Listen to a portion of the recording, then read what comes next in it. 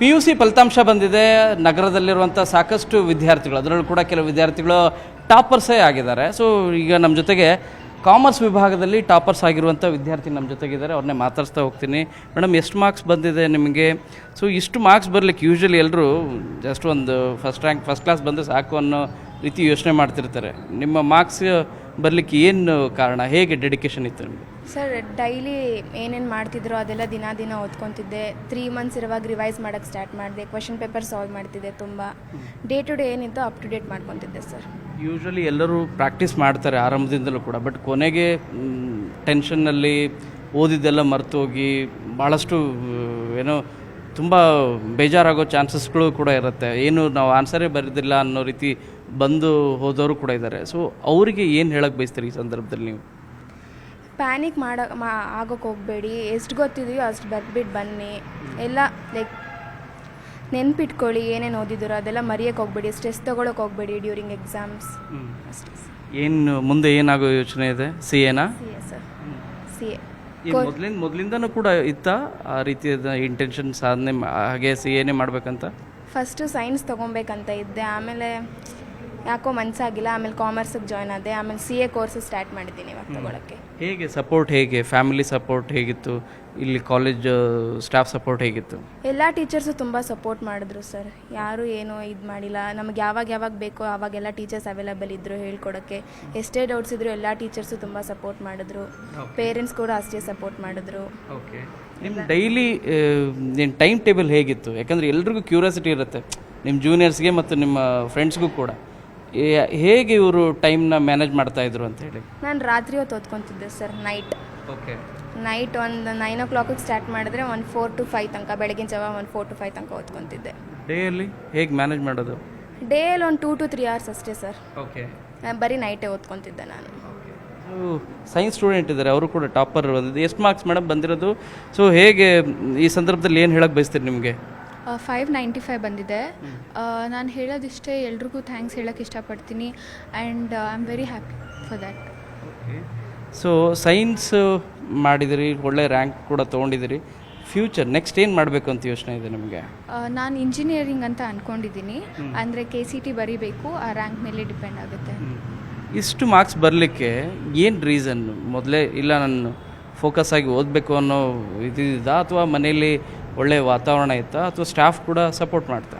ಎಲ್ಲರೂ ತುಂಬ ಸಪೋರ್ಟ್ ಮಾಡ್ತಾಯಿದ್ರು. ಆ್ಯಂಡ್ ನಂಗೆ ಮುಂಚೆಯಿಂದನೂ ಇತ್ತು ತೆಗಿಬೇಕು, ಚೆನ್ನಾಗಿ ಓದಬೇಕು ಅಂತ ಇತ್ತು.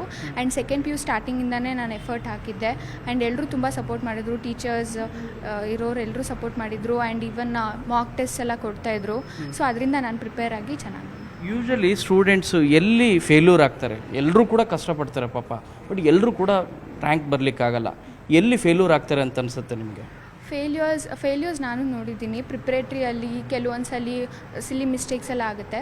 ಸೊ ನಾನು ಪ್ರಿಪ್ರೇಟ್ರಿಯಲ್ಲಿ ಏನು ಮಿಸ್ಟೇಕ್ಸ್ ಆಯಿತು ಅದನ್ನು ರೆಕ್ಟಿಫೈ ಮಾಡ್ಕೊಂಡು ಹೋಗಬೇಕು. ಮಿಸ್ಟೇಕ್ಸ್ನ ರಿಪೀಟ್ ಮಾಡಬಾರ್ದು. ಅದನ್ನು ಅನಲೈಸ್ ಮಾಡೋಕ್ಕೆ ತುಂಬ ಟೀಚರ್ಸ್ ಹೆಲ್ಪ್ ಮಾಡಿದರು. ಸೊ ಆ ಮಿಸ್ಟೇಕ್ಸ್ನ ಅನಲೈಸ್ ಮಾಡಿ ಲಾಸ್ಟಲ್ಲಿ ನನಗೆ ಚೆನ್ನಾಗಿ ಬಂತು. ಕಂಗ್ರ್ಯಾಟ್ಸ್. ಪೇರೆಂಟ್ಸ್ ಇದ್ದಾರೆ, ಅವ್ರನ್ನೂ ಮಾತಾಡ್ಸ್ತೀನಿ. ಏನು ಹೇಳಕ್ಕೆ ಬಯಸ್ತೀರಮ್ಮ? ಒಳ್ಳೆ ರ್ಯಾಂಕ್ ತೊಗೊಂಡಿದ್ದಾರೆ, ಹೆಲ್ಪ್ ಚೆನ್ನಾಗಿ ಮಾಡಿದ್ದಾರೆ ಸರ್. ಓಕೆ, ಅವರು ನಿದ್ದೆಗೆ ಇಟ್ಕೊಂಡು ಮೇಡಮ್ದಿರ ಸಪೋರ್ಟಿಂದ ಸಾರ್ಗಳು ಮೇಡಮ್ದಿರೆಲ್ಲ ಸಪೋರ್ಟ್ ಮಾಡಿದ್ದಾರೆ ಸರ್. ಅದಕ್ಕೆ ಅವಳು ಈ ರ್ಯಾಂಕ್ ತೆಗೆದಿದ್ದಾರೆ. ಓಕೆ. ಸೊ ಇದೇ ಕಾಲೇಜಿನ ಪ್ರೆಸಿಡೆಂಟ್ ಇದ್ದಾರೆ, ಅವ್ರನ್ನೇ ಮಾತಾಡ್ಸ್ತಾ ಹೋಗ್ತೀನಿ. ಸರ್, ಏನು ಹೇಳಕ್ಕೆ ಬಯಸ್ತೀರಿ ಸರ್? ಈ ಸರಿ ಒಳ್ಳೆ ರ್ಯಾಂಕ್ ಬಂದಿದೆ ನಿಮ್ಮ ಕಾಲೇಜಿನ ಸ್ಟೂಡೆಂಟ್ಸ್ಗಳಿಗೆ.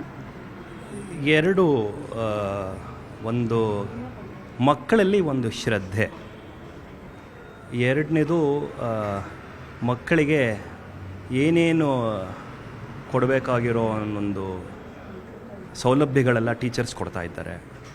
ಮಕ್ಕಳು ಹಾಗೆ ಅದನ್ನು ಅರ್ಥ ಮಾಡಿಕೊಂಡು ಕೆಲಸ ಮಾಡ್ತಿದ್ದಾರೆ. ಒಂದೇನು ಅಂದರೆ ಮಕ್ಕಳಲ್ಲಿ ಬರೀ ಓದೋದೇ ಅಲ್ಲ, ಒಂದು all-round development of A child is important. ಈಗ ಸಂಸ್ಥೆಯಲ್ಲಿ ಯೋಗ ಹೇಳ್ಕೊಡುತ್ತೆ, ಮೆಡಿಟೇಷನ್ ಹೇಳ್ಕೊಡ್ತೀವಿ. ಯಾಕಂದರೆ ನೀವು ಕೇಳಿದಾಗೆ ಮಗು ಎಲ್ಲ ಓದಿರುತ್ತೆ, ಎಕ್ಸಾಮ್ ಟೈಮಲ್ಲಿ ಏನಾಗುತ್ತೆ ಅನ್ನೋದಕ್ಕೆ, ಅದಕ್ಕೆ ಒಂದು ಮೆಡಿಟೇಷನ್ ಥರ ಮಾಡಿ ಒಂದು ಪ್ರಾರ್ಥನೆ ಮಾಡ್ಕೊಂಡು ಇದನ್ನೆಲ್ಲ ನಾವು ಮಾಡ್ತಿದ್ವಿ.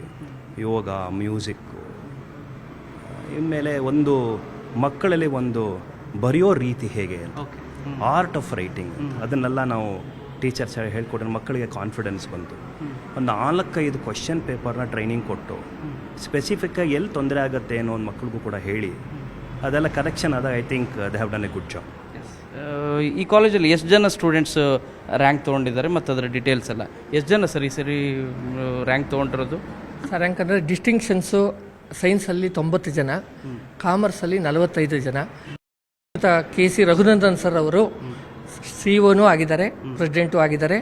ಅವರು ವಿದ್ಯಾರ್ಥಿಗಳು ಈಗಿನ ಒಂದು ಸಮಾಜಕ್ಕೆ ಟೆಕ್ನಾಲಜಿ ಯೂಸ್ ಮಾಡಿಕೊಂಡು ಯಾವ ರೀತಿ ಕಾಂಪಿಟೇಟಿವ್ ಆಗಿ ಬೆಳಿಬೇಕು ಅಂತ ಹೇಳಿಬಿಟ್ಟು ಅವರಿಗೆ ಒಂದು ದೂರದೃಷ್ಟಿ ಇದೆ. ಅದನ್ನು ಉಪಯೋಗಿಸ್ಕೊಂಡು ಲೈಬ್ರರಿ ಫೆಸಿಲಿಟಿ ಇರ್ಬೋದು, ಲ್ಯಾಬೊರೇಟರಿ ಫೆಸಿಲಿಟಿ ಇರ್ಬೋದು, ಎಕ್ಸ್ಪೀರಿಯನ್ಸ್ಡ್ ಟೀಚರ್ಸ್ ಲೆಕ್ಚರರ್ಸು ಅವ್ರನ್ನೆಲ್ಲ ಕಾಲಕ್ರಮೇಣ ಜಾಸ್ತಿ ಮಾಡ್ತಾ ಹುಡುಗರಿಗೆ ಒಳ್ಳೇದು ಮಾಡ್ತಾಯಿದ್ದಾರೆ. ಸೊ ಇದು ವಿದ್ಯಾರ್ಥಿಗಳು, ಪೇರೆಂಟ್ಸ್ ಮತ್ತು ಕಾಲೇಜ್ನ ಪ್ರಾಂಶುಪಾಲರು ಮತ್ತು ಪ್ರೆಸಿಡೆಂಟ್ ಅವರ ಮಾತು. ಕ್ಯಾಮ್ರಾ ಪರ್ಸನ್ ರಾಯ್ಡು ಜೊತೆ ಶರಣು ಹಂಪಿ, ನ್ಯೂಸ್ 18. ನಿರ್ಭೀತ, ನಿಷ್ಪಕ್ಷಪಾತ, ವಿಶ್ವಾಸಾರ್ಹ ಸುದ್ದಿಗಳಿಗೆ ಮತ್ತೊಂದು ಹೆಸರಾಗಿರುವ ನ್ಯೂಸ್ 18 ಕನ್ನಡ ಈಗ ಆಪ್ನಲ್ಲೂ ಲಭ್ಯವಿದೆ. ದಯವಿಟ್ಟು ಇಲ್ಲಿರುವ QR ಕೋಡ್ ಅನ್ನು ಸ್ಕ್ಯಾನ್ ಮಾಡಿಕೊಂಡು ಆಪ್ ಡೌನ್ಲೋಡ್ ಮಾಡೋದಕ್ಕೆ ಮರಿಬೇಡಿ. ನಿಮ್ಮ ಬೆಂಬಲ ಹೀಗೆ ಸದಾ ನಮ್ಮೊಂದಿಗಿರಲಿ. ಧನ್ಯವಾದ.